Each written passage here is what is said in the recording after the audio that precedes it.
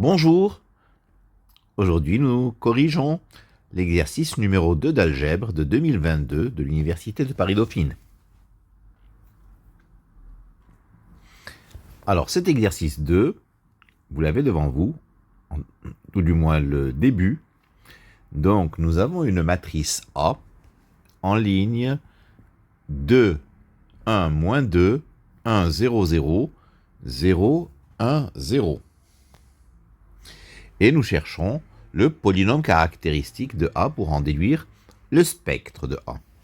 Donc le polynôme caractéristique, c'est le déterminant de A moins lambda identité. Le polynôme en lambda, déterminant de A moins lambda identité. C'est-à-dire le déterminant de la matrice 2 moins lambda, 1 moins 2, 1 moins lambda 0, 0, 1 et moins lambda. Donc, on fait une opération sur les lignes, à savoir L1 sera remplacé par L1 moins 2 moins lambda fois L2. Ce qui donne le déterminant de la matrice 0, 1 plus 2 lambda moins lambda carré, moins 2. 1 moins lambda 0 et 0, 1 moins lambda. On développe donc selon la première colonne, ça nous donne le déterminant de A égale moins qui vient bien sûr de la position du 1, moins le déterminant de la matrice carré d'ordre 2, 1 plus 2 lambda moins lambda carré, moins 2, 1 et moins lambda. C'est-à-dire moins, entre crochets, 1 plus 2 lambda moins lambda carré fois moins lambda, plus 2. C'est-à-dire moins lambda cube moins 2 lambda carré moins lambda plus 2, ou encore moins lambda cube plus 2 lambda carré plus lambda moins 2. Donc je mets lambda carré en facteur entre les deux premiers termes, c'est-à-dire moins lambda carré facteur de lambda moins 2, plus lambda moins 2. Ce qui donne lambda moins 2 facteur de 1 moins lambda carré, ou encore lambda moins 2 facteur de 1 moins lambda, facteur de 1 plus lambda. Le spectre de A, c'est les valeurs de lambda pour lesquelles le polynôme caractéristique est nul. Ce sont les racines du polynôme caractéristique. Donc le spectre de A, c'est moins 1, 1 et 2. Deuxième question, on considère les trois vecteurs suivants, U1, U2, U3. U1 c'est 1, 1, 1, U2 c'est 1, moins 1, 1, U3 c'est 1, 2, 1. Je calcule AU1. AU1 c'est la matrice A multipliée par le vecteur U1. 2 et 1, 3, moins 2 ça fait 1, 1 plus 0 ça fait 1, 0 plus 1 plus 0 ça fait 1, donc ça fait U1. AU2 c'est la matrice A fois 1, moins 1, 1, 2 moins 1 moins 2, ça fait moins 1. 1 plus 0, ça fait 1. 0 moins 1 plus 0, ça fait moins 1. Donc ça fait moins 1 moins 1 qui est moins U2. AU3, c'est la matrice A fois le vecteur 4, 2, 1.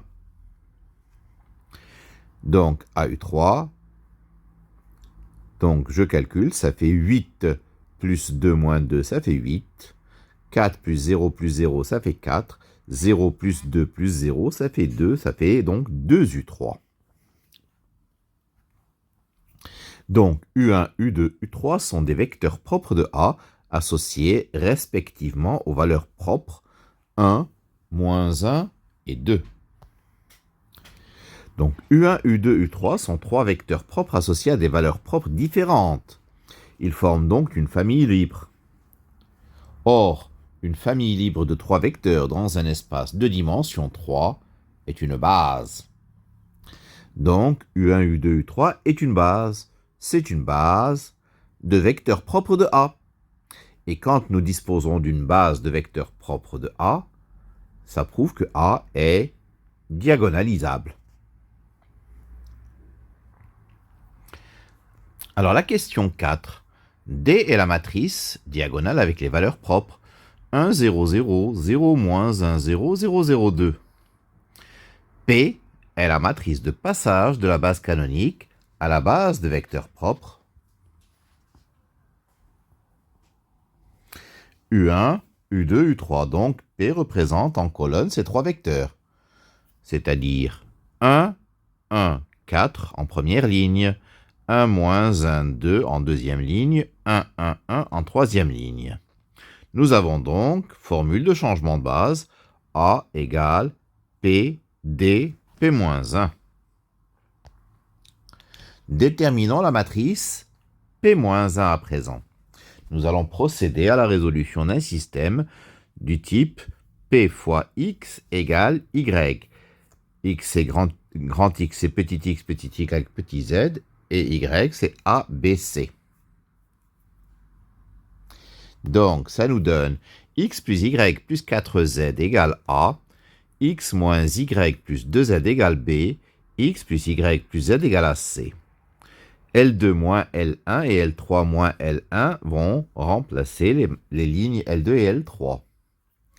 Donc, X plus Y plus 4Z égale A, moins 2Y moins 2Z égale B moins A, et moins 3Z égale C moins A.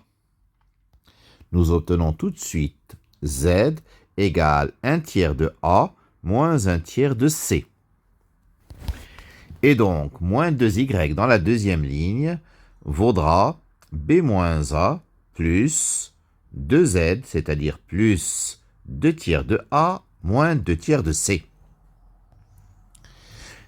Donc, Z vaut 1 tiers de A moins 1 tiers de C. Moins 2Y vaudra moins 1 tiers de A plus B moins 2 tiers de C. Et X, c'est A moins Y moins 4Z. Donc, Z reste égal à 1 tiers de A moins 1 tiers de C. Y, c'est 1 sixième de A moins 1 demi de B plus 1 tiers de C. Et X, c'est A moins Y moins 4Z, c'est-à-dire A moins 1 sixième de A plus 1 demi de B moins 1 tiers de C, moins 4 tiers de A plus 4 tiers de C. Nous calculons, nous obtenons X égale moins 1 demi de A plus 1 demi de B plus C. Pourquoi moins 1 demi de A? Je mets au dénominateur 6, ça fait 6A moins A, ça fait 5A, moins 4A, ça fait moins 3A, moins 8A plutôt. Donc 5A moins 8A, ça fait moins 3A sur 6, c'est moins A sur 2, moins 1 demi de A. 1 demi de B est tout seul, et puis C, c'est moins 1 tiers de C plus 4 tiers de C. Voilà, donc nous obtenons X, Y, Z en fonction de A, B, C, donc nous avons la matrice P-1. P-1 qui vaut donc en ligne moins 1 demi, 1 demi, 1, 1 sixième, moins 1 demi, 1 tiers, et 1 tiers, 0, moins 1 tiers. Donc, ceci, nous pouvons vérifier que P fois P-1 donne bien l'identité.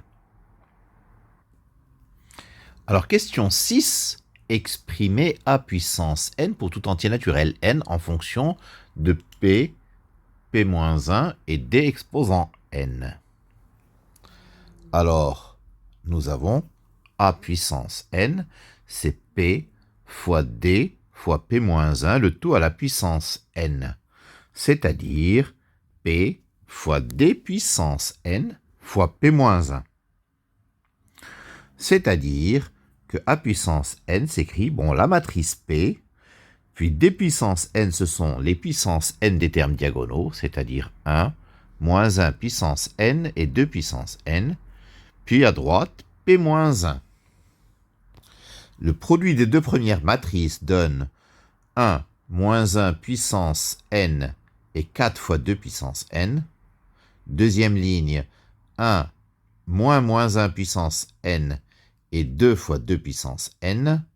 Et la troisième ligne, 1 et moins 1 puissance n et 2 puissance n. Pour l'instant, nous n'avons pas touché à P-1. On s'intéresse à la troisième ligne, donc nous allons prendre la troisième ligne de la matrice de gauche que nous allons multiplier par les colonnes de la matrice de droite. Le premier terme va nous donner donc moins 1 demi plus 1 sixième fois moins 1 puissance n plus 1 tiers de 2 puissance n, c'est-à-dire en mettant 1 sixième en facteur, 1 sixième facteur de moins 3 plus moins 1 puissance n plus 2 fois 2 puissance n, c'est-à-dire 2 puissance n plus 1. Le deuxième terme,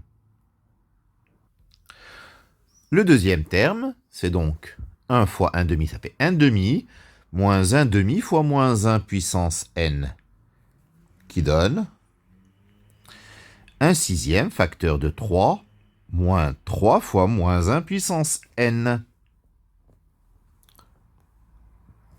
Enfin, le troisième terme, c'est la troisième ligne fois la troisième colonne, c'est 1 plus 1 tiers fois moins 1 puissance n, moins 1 tiers fois 2 puissance n. C'est-à-dire 1 sixième facteur de 6 plus 2 fois moins 1 puissance n moins 2 exposant n plus 1. Et c'est exactement ce qu'il nous propose en troisième ligne de la matrice A exposant n. Alors la question 7, nous considérons la suite UN définie par U0 égale 2, U1 égale 1, et U2 égale moins 1, et UN plus 3 égale 2UN plus 2 plus UN plus 1 moins 2UN. On pose Xn, c'est le vecteur UN plus 2, UN plus 1, UN. Vérifiez que pour tout n, Xn plus 1 égale AXN. Xn plus 1, c'est UN plus 3, UN plus 2, UN plus 1. Or, UN plus 3, c'est 2UN plus 2 plus UN plus 1 moins 2UN. UN plus 2 reste UN plus 2, UN plus 1 reste UN plus 1. Ce qui donne que Xn plus 1, c'est la matrice A, 2, 1, moins 2, 1, 0, 0, 0, 1, 0, fois le vecteur UN plus 2, UN plus 1, UN, c'est-à-dire A fois Xn. Donc, puisque Xn plus 1, c'est AXN, c'est que Xn, c'est A puissance n x0. C'est-à-dire A puissance n fois moins 1, 1, 2. Or, UN est le troisième terme de Xn. Il est obtenu en faisant le produit de la troisième ligne de A puissance n et de x0. Donc, UN, c'est moins 1 fois 1 sixième facteur de moins 3 plus moins 1 puissance n plus 2 puissance n plus 1, qui était le premier terme de la troisième ligne de A puissance n, plus 1 sixième facteur de 3 moins 3 fois moins 1 puissance n, plus 2 fois 1 sixième fois 6 plus 2 fois moins 1 puissance n moins 2 puissance n plus 1.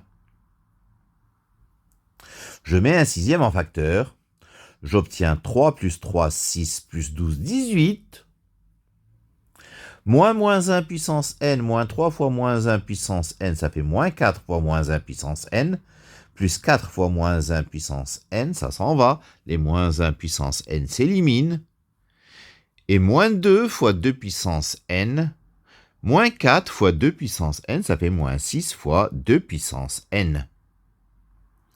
Et on simplifie par 6 et il nous reste 3 moins 2 puissance n et nous trouverons bien quelque chose de la forme a plus b fois 2 puissance n. A vaut 3 et b vaut moins 1. Et voilà, c'est terminé pour cet exercice 2 de l'examen de 2022. Je vous remercie de votre attention.